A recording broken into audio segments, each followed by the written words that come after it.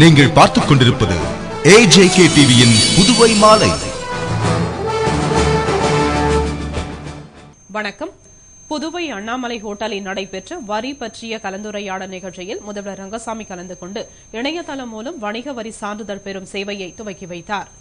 புதுவை வணிக வரித்துறை சார்பில் பொருட்கள் மற்றும் சேவைகளுக்கான வரி மற்றும் அரசியலமைப்பு சட்டம் என்ற தலைப்பில் கலந்துரையாடல் நிகழ்ச்சி அண்ணாமலை ஹோட்டலில் நடைபெற்றது. நிகழ்ச்சியில் முதலமைச்சர் ரங்கசாமி கலந்து கொண்டு நிகழ்ச்சியை துவக்கி வைத்து வாழ்த்து பேசினார். பின்னர் இணையதளம் மூலம் வணிக வரி சான்றிதழ் பெறும் சேவையை துவக்கி வைத்து அதற்கான பயன்பாட்டு கையேட்டினை வெளியிட்டார். அதனுடன் மதிப்பு கூடுதல் வரி விதிகள், வணிக வரித்துறையின் குடிமக்கள் சாசனம் ஆகியவற்றின் மேம்படுத்தப்பட்ட பதிப்பினை வெளியிட்டு பேசினார். இதனைத் தொடர்ந்து புதுவை மற்றும் தமிழக வணிக வரித்துறை அதிகாரிகளுக்கு புதிய வரி விதிப்பு முறைகள் பற்றி சிறப்பு விருந்தினர்களாக கலந்து கொண்ட Thiruvananthapuram Gulati institute of finance and taxes மற்றும் சென்னை பல்கலைக்கழக துறை திறனாளிகள் பலர் விளக்கம் அளித்தனர். இந்நிகழ்ச்சியில் தலைமைச் செயலர், நிதி செயலர், இணைச் செயலர், பல்வேறு அதிகாரிகள், மத்திய கலால்துறை மற்றும் தமிழக வணிக வரித்துறையைச் சேர்ந்த பல்வேறு அதிகாரிகளும் பங்கு கொண்டனர். புதுவைக்கு வந்த அமரர் ராஜீவ்காந்தி நினைவு ஜோதி யாத்திரையை வழியனுப்பும் நிகழ்ச்சியில் மத்திய இணையமைச்சர் நாராயணசாமி கலந்து கொண்டு சிறப்புரையாற்றினார். முன்னாள் பாரத பிரதமர் அமரர் ராஜீவ்காந்தி அவர்களின் நினைவு ஜோதி யாத்திரை கர்நாடகாவிலிருந்து புதுவைக்கு வந்தது. INTUC சார்பில் வரவேற்பு அளித்த யாத்திரையை வழியனுப்பு விழா கடற்கரை காந்தி சிலை அருகே நடைபெற்றது. இந்த விழாவில் மத்திய இணையமைச்சர் நாராயணசாமி, புதுவை மாநில காங்கிரஸ் தலைவர் AV சுப்பிரமணியன், முன்னாள் முதல்வர் வைத்தியலிங்கம், முன்னாள் அமைச்சர்கள் மற்றும் சட்டமன்ற உறுப்பினர்களான நமச்சிவாயம், மல்லாடி கிருஷ்ணராவ், தேனி ஜெயக்குமார், சட்டமன்ற உறுப்பினர் லட்சுமி நாராயணன், இளைஞர் காங்கிரஸ் தலைவர் சங்கர், முன்னாள் அமைச்சர்கள் கந்தசாமி, பெத்த பெருமாள், காங்கிரஸ் பிரமுகர் காசிலிங்கம், நர்லா ஆரோக்கியசாமி உள்ளிட்ட பலரும், கவுன்சிலர்கள், காங்கிரஸ் கட்சியின் அனைத்து பிரிவு தலைவர்கள், INTUC நிர்வாகிகள், அனைத்து தொழிற்சங்க நிர்வாகிகள், தொகுதி தலைவர்கள், தொண்டர்கள் கலந்து கொண்டனர். நிகழ்ச்சியில் மத்திய இணையமைச்சர் நாராயணசாமி பேசுகையில், அமரர் ராஜீவ்காந்தி தற்பொழுது நம்முடன் இல்லாவிட்டாலும் அவர் தனக்கு விருப்பமில்லாமல் பிரதமராக இருந்த காலத்தில் நாட்டில் கல்வியின் தரத்தை உயர்த்த வேண்டும், பொருளாதார வளர்ச்சிக் கொள்கையை கொண்டு வர வேண்டும், தீவிரவாதத்தை ஒடுக்க வேண்டும், மொத்தத்தில் இந்தியாவை வல்லரசாக மாற்ற வேண்டும் என பாடுபட்டு நாட்டிற்காக உயிர் தியாகம் செய்தார்.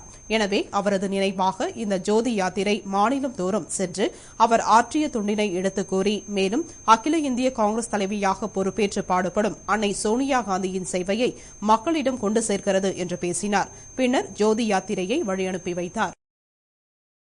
ஜாதி மற்றும் பொருளாதார அடிப்படையில் மக்கள் தொகை கணக்கெடுப்பு நடத்த பிரதமர் மன்மோகன் சிங் தலைமையிலான மத்திய அமைச்சரவை ஒப்புதல் வழங்கியது. இந்தியாவில் 10 ஆண்டுகளுக்கு ஒருமுறை மக்கள் தொகை கணக்கெடுப்பு நடத்தப்படுகிறது. அதுபோன்று இந்த ஆண்டு எடுக்கப்பட்ட கணக்கெடுப்பின் முதல் கட்ட அறிக்கையில் இந்தியாவில் 121.02 கோடி மக்கள் இருப்பதும் அதில் 62.37 கோடி ஆண்கள் மற்றும் 58.65 கோடி பெண்கள் என்பதும் தெரியவந்தது. இந்நிலையில் சாதி வாரியாக பொருளாதார அடிப்படையில் மக்கள் தொகை கணக்கெடுப்பு நடத்த வேண்டும் என்று பல்வேறு அரசியல் கட்சியினரும் வலியுறுத்தினர். இதனை மத்திய அரசும் தீவிரமாக பரிசீலித்து வந்தது. இந்நிலையில் பிரதமர் மன்மோகன் சிங் தலைமையிலான மத்திய அமைச்சரவை சாதி வாரியாகவும் வறுமை கோட்டிற்கு கீழ் உள்ளவர்கள், வறுமை கோட்டிற்கு மேல் உள்ளவர்கள் என்ற அடிப்படையிலும் கணக்கெடுப்பு நடத்த ஒப்புதல் வழங்கியுள்ளது. மேலும் நகரங்கள், கிராமங்கள் என இரு பகுதிகளிலும் பொருளாதார நிலை குறித்து கணக்கெடுக்கவும் ஒப்புதல் அளித்துள்ளது. இந்த கணக்கெடுப்பு நடத்த 3500 கோடி ரூபாய் செலவாகும் மற்றும் இந்த சாதி பொருளாதாரம் அடிப்படையிலான கணக்கெடுப்பு 12வது ஐந்தாண்டு திட்டத்துக்கு பயன்படும் என்றும் கூறப்படுகிறது. இந்த கணக்கெடுப்பை ஜூனில் தொடங்கி டிசம்பரில் முடிக்க திட்டமிடப்பட்டுள்ளது. புதுவை மாநகர் ஸ்ரீ பெருந்தேவி நாயகா சமேத ஸ்ரீ வரதராஜ பெருமாள் ஆலய 28வது வருட பிரம்மோற்சவத்தில் தெப்போற்சவம் மிக சிறப்பாய் நடைபெற்றது. புதுவை காந்தி வீதியில் எழுந்தருளியுள்ள ஸ்ரீ பெருந்தேவி நாயகா சமேத ஸ்ரீ வரதராஜ பெருமாள் ஆலயத்தின் 28ஆம் ஆண்டு பிரம்மோற்சவத்தில் சுவாமிகளின் தெப்போற்சவம் நடைபெற்றது. இதனை முன்னிட்டு அர்ச்சை நிலையில் எழுந்தருளியுள்ள பெருமாளுக்கு திருமஞ்சனம், சிறப்பு அலங்காரம் மற்றும் மகா தீபாராதனை நடைபெற்றது. இதனைத் தொடர்ந்து ஆடம்பரமாக மின் விளக்குகளால் அலங்கரிக்கப்பட்ட பல்லக்கில் தாயார் மற்றும் ஸ்ரீ வரதராஜ பெருமானின் தெப்போற்சவம் நடைபெற்றது. இதில் ஏராளமான பக்தர்கள் கலந்து கொண்டு சுவாமி தரிசனம் செய்து பெருமாளின் திருவருளை பெற்றனர். விழாவிற்கான ஏற்பாட்டினை ஆலய அறங்காவல் குழுவினர் மற்றும் விழா குழுவினர் செய்திருந்தனர். புதுவை முருங்கப்பாக்கம் திரௌபதி அம்மன் கோவிலில் அர்ஜுனன் தபசு விழாவில் சுவாமிகள் வீதி உலா நடைபெற்றது. இதில் திரளான பக்தர்கள் கலந்து கொண்டனர். புதுவை முருங்கப்பாக்கம் திரௌபதி அம்மன் கோவில் திருவிழா கடந்த 2ஆம் தேதி தொடங்கி நடைபெறுகிறது. விழாவில் 4ஆம் நாள் திருவிழாவாக சான்றோர் குல மரபினர் சார்பில் அர்ஜுனன் தவசு விழா நடைபெற்றது. இதனை முன்னிட்டு அம்மனுக்கு சிறப்பு அபிஷேக ஆராதனை நடைபெற்றது. பின்னர் வான வேடிக்கையுடன் விநாயகர், கிருஷ்ணர், அர்ஜுனர், திரௌபதியம்மன் ஆகிய சுவாமிகளின் வீதி உலா நடைபெற்றது. விழாவில் ராஜப்பா குழுவினரின் பொம்மலாட்டம் நிகழ்ச்சி நடைபெற்றது. விழாவில் திரளான பக்தர்கள் கலந்து கொண்டு சுவாமி தரிசனம் செய்தனர். விழாவிற்கான ஏற்பாடுகளை சான்றோர் குல மரபினர், கமிட்டி உறுப்பினர்கள், விழா குழுவினர் மற்றும் ஊர் பொதுமக்கள் செய்திருந்தனர்.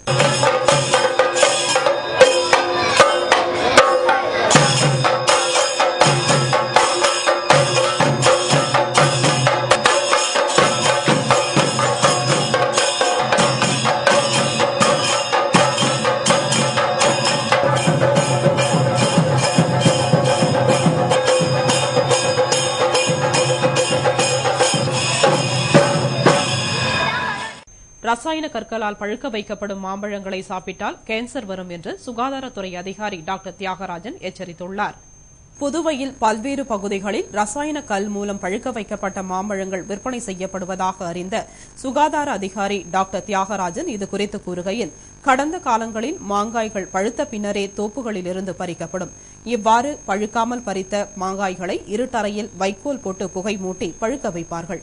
ஆனால் தற்பொழுது வியாபாரிகள் பிஞ்சு மாங்காய்களை முன்கூட்டியே அறுவடை செய்து கார்பைடுகள் மூலம் செயற்கையாக பழுக்க வைத்து விற்பனை செய்து கொண்டு வருகின்றனர் என்றும், இந்த ரசாயன கல் கொண்டு பழுக்க வைக்கப்படும் மாம்பழங்களை உண்பதால் வயிற்றுவலி, வயிற்றுப்போக்கு ஏற்படும். தொடர்ச்சியாக சாப்பிட்டால் கேன்சர் கூட வரும் என்றும், அதனால் வியாபாரிகள் மாம்பழங்களை பழுக்க வைக்க கார்பைடு பயன்படுத்த வேண்டாம்.